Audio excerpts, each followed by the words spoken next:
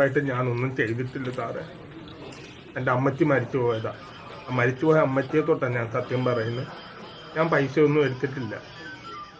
ഞാനിവിടെ ഈ കടത്തിന്മേലൊക്കെ സാറേ കിടന്നുറങ്ങുന്നേ. നിന്റെ വീടെവിടെ? എനിക്ക് വീടൊന്നും ഇല്ല സാറേ. ആ കടയിൽ നിന്ന് ഞാൻ പൈസ എടുത്തിട്ടൊന്നുമില്ല. സത്യമാ. എന്താ നിന്റെ ജോലി? പണി എന്നാന്ന് ചോദിച്ചാ കടയ്ക്കാവൊക്കെ തൂത്തുവാരും, കടയുടെ തറ തുടച്ചു കൊടുക്കും, പാത്രങ്ങൾ കഴുകി കൊടുക്കും. നിനക്ക് എത്ര രൂപ ഉണ്ട് ശമ്പളം?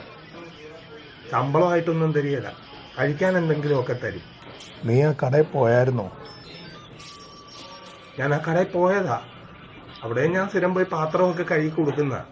സത്യം പറഞ്ഞോണം, നീ അവിടുന്ന് പണം മോഷ്ടിച്ചോ? എനിക്കറിയത്തില്ല, ഞാൻ എടുത്തിട്ടില്ല സാറേ.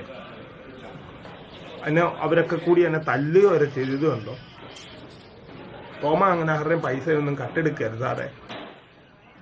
നീ അവിടെ കടയിൽ ചെന്നപ്പോൾ വേറെ ആരൊക്കെ ഉണ്ടായിരുന്നു അവിടെ? ഞാൻ അവിടെ കടയിൽ ചെന്നപ്പോഴത്തേക്ക് അവിടുത്തെ കൊച്ചുമുതലാളി ഉണ്ടായിരുന്നു കടയിൽ. എന്നോട് പറഞ്ഞു, ഇത് അറയൊന്നും തുറക്കണ്ട, നീ ഇറങ്ങി പോകാൻ പറഞ്ഞു.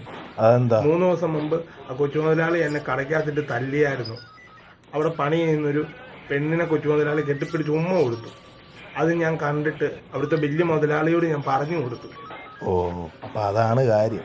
സാറേ, ആളൊരു വർത്താനം, ഒരു 50 പൈസ കുറവാണ്. നീ അവിടെ മാറിയിരിക്കേ.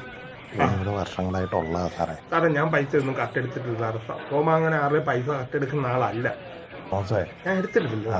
എന്റെ അമ്മച്ചിയാണ്. എന്റെ അമ്മച്ചി മരിച്ചു പോയത് സാറേ. നീ അങ്ങോട്ട് മാറിയിരിക്കേ.